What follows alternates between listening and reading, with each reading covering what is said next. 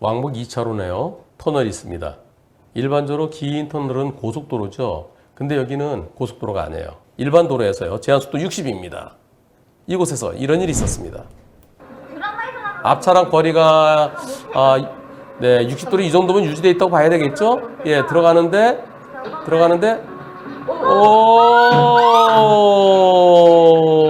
뭐예요? 어허, 어떻게 차 뽑은 지 2달밖에 안 됐는데, 아이고 참. 여기서 이 정도면은 지금 보세요. 요 가로등 하나가 한 35m, 시내는 35m인데 여기 좀 더 되려나 모르겠네요. 그러면 지금 한 40m 이상 돼 보이죠?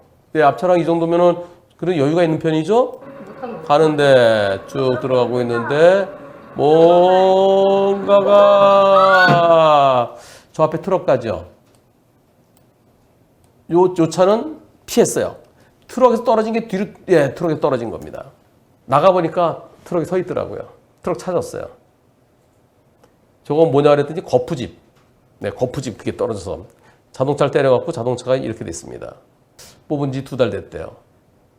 터널 진입 후 공사장 철제 거푸집이 날라와서 전면을 때렸습니다. 번호판도 날라갔대요. 저거 돼갖고. 가해차를 찾아서 경찰 신고고 터널 나와보니까 가해차가 트럭이 서 있었어요. 대인대물 접수됐습니다. 저거 떨어지면은 범칙금은 승용차는 4만 원, 승합차는 5만 원이에요. 트럭 4톤 이하는 승용차로 치죠? 아까 조그만 트럭이에요. 근데 저게 떨어져서 사람이 다쳤으면 그럼 그때는 네, 화물 출입 방지 의무 위반으로 형사처벌 대상이죠. 다치셨나요? 다친 분은 없나요? 차만 망가졌나요? 어떻습니까? 지금 금방 떨어지면서 걔가 떨어져 바로 땡기는데 튕기는 것도 역시 마찬가지로 적용돼야 될 텐데요. 오늘 병원 간다고. 네, 다쳤으면 적재물 추락 방지 의무 위반. 그걸로 12대 중과실 중에 하나죠. 저게 떨어져 있는 것이 뭐가 밟아서 튕겼으면은 그럼 왜 떨어뜨렸어? 4만 원으로 끝납니다. 범칙금으로. 출고한 지 2달도 안 됐대요. 시세 하락 손해 받아야 되는지 어떻게 받을 수 있을까 소송하면 100대 0으로 저희가 피해자로 생각되는데 맞는지요. 밟아 튕긴 게 아니고 그게 그 차는 피했고요.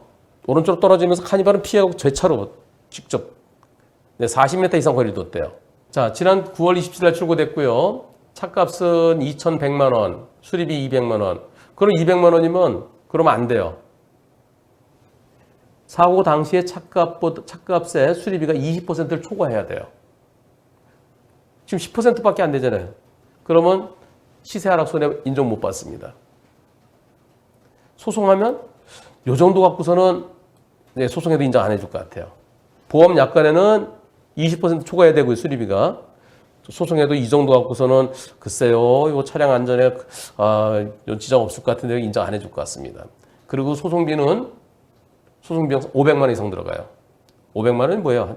한 최소한 600만 원 들어가겠네. 변호사 비용 300만 원. 차값이 얼마나 떨어졌는지 감정하는데 300만 원. 기본적으로 600만 원 들어가요. 인지대 송달하면 700만 원. 그래야 그만큼 인정되겠어요?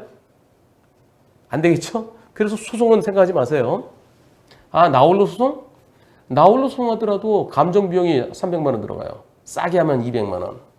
지금 100대 0으로 생각하고 있는데요. 아직까지 100대 0인지 아닌지 명확하답니다. 공업사에서 연락이 와서 반도체 부족으로 전방 센서를 언제 구할 수 있을지도 모르겠다고 그런다는데요. 자, 투표해 보겠습니다. 100대 빵입니까? 불박차도 일부 잘못 있습니까? 투표 시작.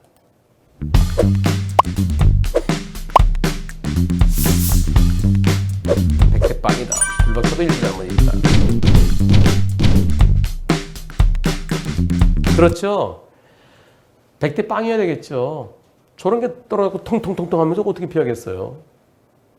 만약에 고속도로였다면 앞차랑 거리를 한 100m 뛰었으면 피할 수 있었을 거 아니겠어요. 그러면서 안전거리 미약부가 문제될 수 있지만 지금은 시속 60도로인 제한속도 60인 일반 도로예요. 아까 그 정도면은 안전거리 돼 있다고 봐야 되겠죠. 앞차 쓴 게 아니라 통통통통 저게 떨어져서 그 자리에 있는 게 아니라 통통 뒤로 좀 튀잖아요. 쭉 내려 저 트럭이 떨어지면요. 떨어지면서 트럭이 가면서 쭉 던져주는. 그러니까 항공모함에서 그 비행기 이륙할 때 쭉 던져주듯이. 그래서 저게 그 자리에 무거우면 그 자리에 떨어지는데요. 가벼운 건 뒤로. 나도 가고 저도 날라오고 뒤로 오고. 팩트빵이 옳습니다. 여기서 이분이 또 이런 말씀을 하십니다. 변호사님, 반도체 부족으로 전방 센서를 언제 구할 수 있을지 모르겠다고 합니다. 여기 센서 이쪽 어디, 네, 센서 해야 되는데 그때까지 미종렬인가요? 지금 상태에서 차량 운행은 가능한가요? 예, 지금 공업사에 들어가 있대요.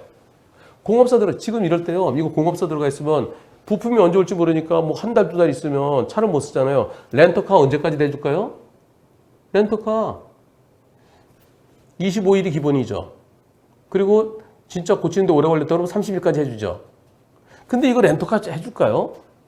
렌터카는요, 실제 수리에 필요한 기간입니다. 차량 운행을 할 수 없으면은 그 기간 동안 다.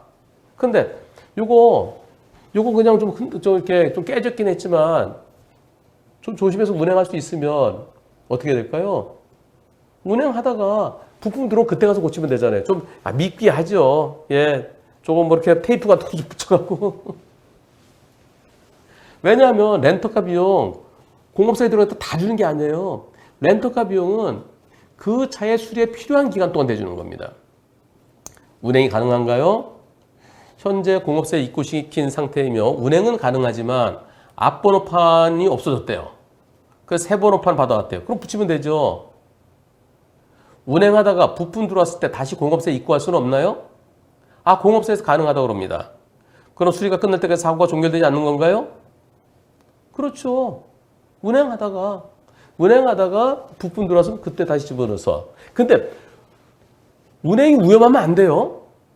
예, 위험하지 않게 그냥 미워도 그냥 볼품은 없어도 운행할 수 있다고 그러면 타고 다니시다가 나중에 부품 들어왔을 때 그래서 실제 필요한 기간 그때는 이제 렌터카 비용을 받을 수 있는 거죠. 그리고 아직까지 그럼 그때 완전히 끝나는 게 아니죠. 내 잘못 없으니까 내 차 들어가서 차 수리해서 나올 때까지 그리 돼야 이제 종결이 되는 거죠. 제가 그전에도 설명드린 게 있는데요. 차를 운행할 수 없을 때는 보험사에서는 25일, 30일만 해주죠, 렌터카 비용. 근데 실제 진짜 운행할 수 없고 부품이 없어 그랬다고 내 책임이 아니죠. 그런 경우는 25일 한 달이 넘더라도 소송하면은 받을 가능성이 상당히 높습니다. 그런데 운행이 가능하다 그러면 타고 다니시다가 나중에 실제 필요한 기간, 렌터카 비용은 실제 차를 내가 쓰지 못하는 수리에 필요한 그 기간 동안 필요한 겁니다. 입원하면 내 일 못한 손해 주잖아요. 통원하면 안 주잖아요. 그래서 그 수술 받을 때 들어가면 되잖아요. 그전에는 좀 통원 치료하다가 수술 일정 잡히면 그때 들어가듯이 역시 자동차도 부품 들어올 때까지는 타고 다닐 수 있으면 그게 국민 경제적으로도 맞는 거죠. 법원에서도 그렇게 하고 있습니다. 참 좋은 운전자 상해보험 한문철의 초기 대응 플랜. 변호사님, 제발 도와주세요. 어린이 보호구역 사고를 비롯한 중대법규 위반 사고, 무단횡단 사망 사고를 일으켰을 때 경찰 단계에서 무척 불안하고 답답하실 겁니다. 사고 초기부터 변호사의 도움이 절실한데 왜 운전자 보험에서는 그게 안 되는 걸까요? 그래서 저 한문철이 DB손해보험과 함께 운전자를 위한 운전자 보험을 만들었습니다. 보험 체결 전 상품 설명서 및 약관을 읽어보시기 바랍니다.